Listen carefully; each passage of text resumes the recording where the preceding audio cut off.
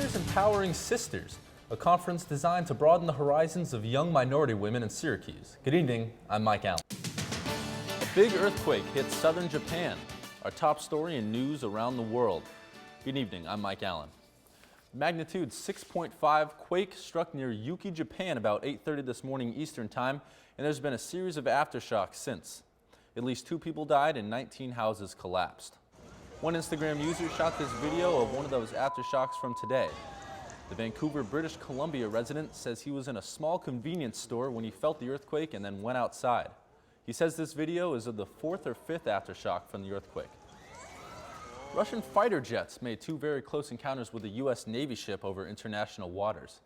Pentagon officials say the flybys yesterday were extremely close to the USS Donald Cook sailing in the Baltic Sea.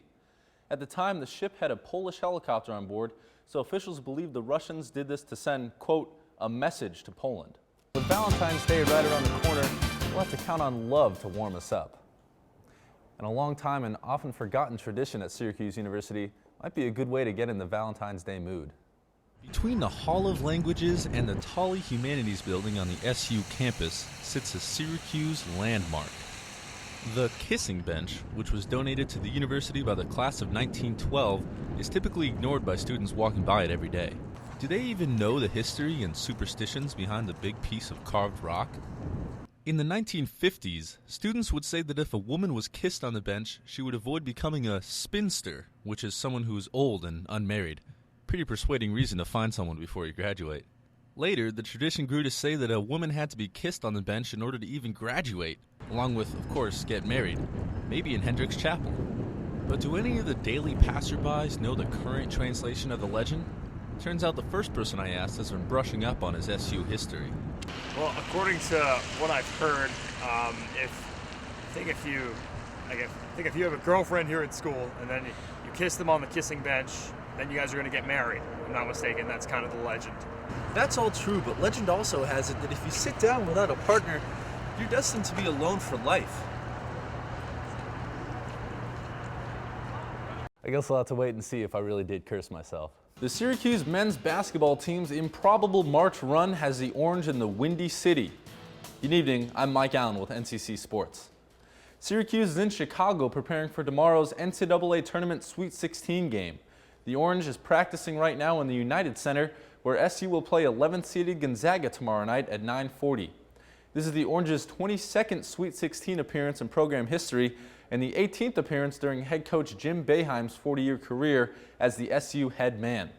Jim Boeheim is 6-11 in Sweet 16 games, including wins in 2012 and 2013.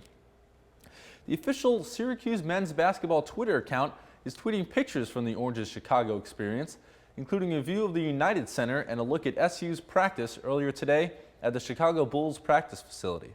While Syracuse plays tomorrow, 8 teams play regional semifinal games tonight.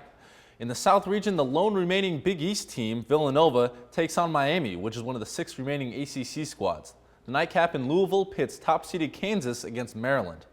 Out west, 3rd-seeded Texas A&M takes on 2nd-seeded Oklahoma, while coach Mike Krzyzewski looks for his 15th Sweet 16 win as a head coach when Duke takes on Oregon. Teams are lining up to sign newly minted free agent cornerback Josh Norman, who was released by the Panthers yesterday. One of the teams interested is the New York Jets, who would pair the 2015 first-team All-Pro with future Hall of Famer Darrelle Revis. Plenty of games going on in the MLB today, and Bryce Harper continued his red-hot start to the season with his 8th home run in his first at-bat today. That solo shot was the Nationals' only run of the game, though, and they followed the Marlins 5-1. Down in Atlanta, Clayton Kershaw allowed 1 run in 8 innings, striking out 10. He didn't earn the win, but his Dodgers did in 10 innings. And that'll do it for NCC Sports. I'm Mike Allen. And that's what's happening across the nation and around the world. I'm Mike Allen. Thank you for watching the NCC News Report at 4:45. I'm Keely Sullivan. And I'm Mike Allen. Have a good night.